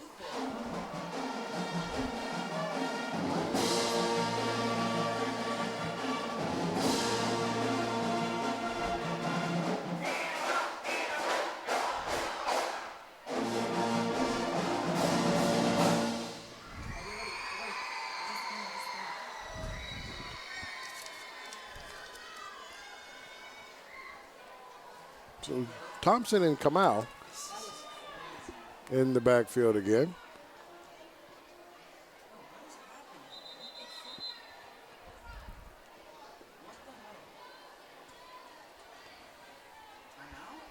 Well, they were lined up on the wrong side of the field there.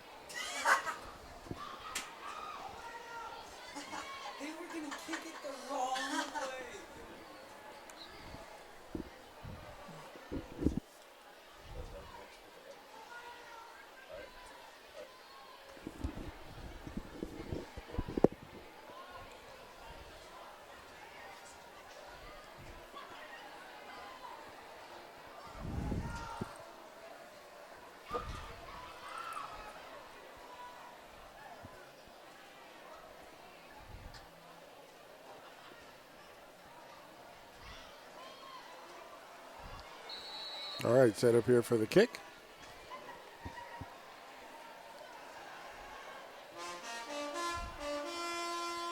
And this one's going to be picked up this time by Kamau. Kamau runs to the far side of the field. And he is going to get drugged down across the 40, down to about the 43-yard line. Thunder offense onto the field. 3 minutes, 55 left to play in the game.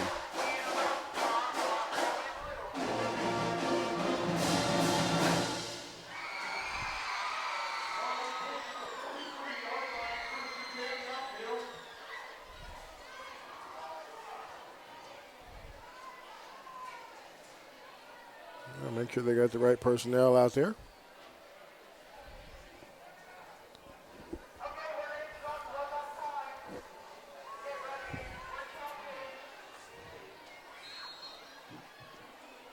And they're winding the clock.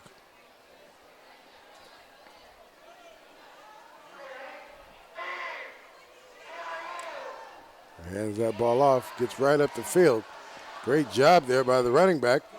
Just refusing to go down as he gets into T-Wolf territory. And brought down by committee at the 35-yard line.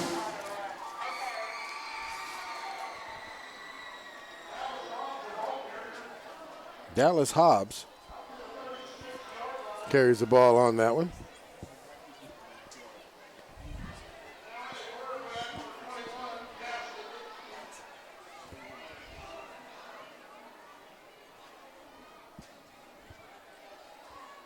Hands it off. Quarterback keeps that one that time. Tackle there made by Joseph Bake.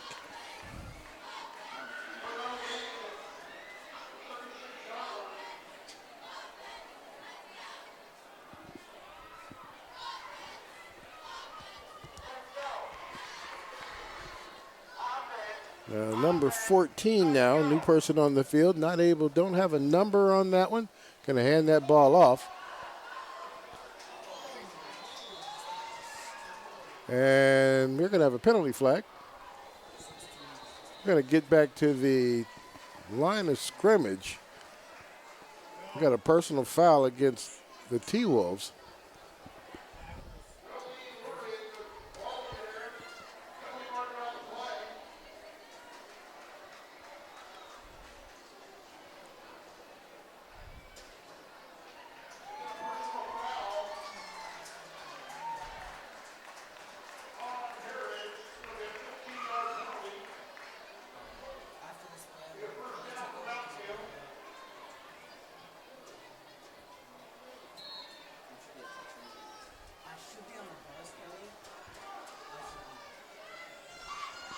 So hand that to the up man. He's going to run hard down across the 10-yard line. That is going to be Makai Parker, number 30, to carry her on that one.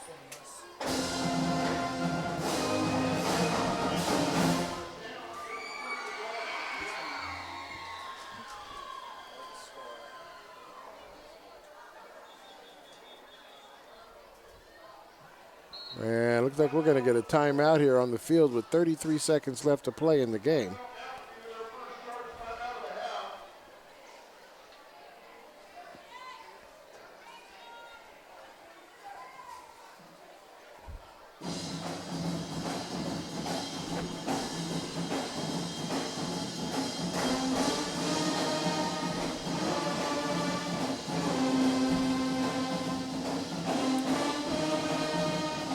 Okay.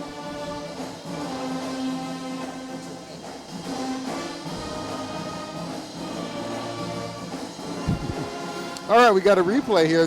We want to show everybody this one. This is a foreign exchange student from Germany. Gets to run the ball here on a Friday night. She takes a big rough hit and a little piling on it. Ultimately gets the chains moved here, but super exciting to have the young lady out there playing some ball from Germany to get on the ball on the field on Friday night. It's great to see.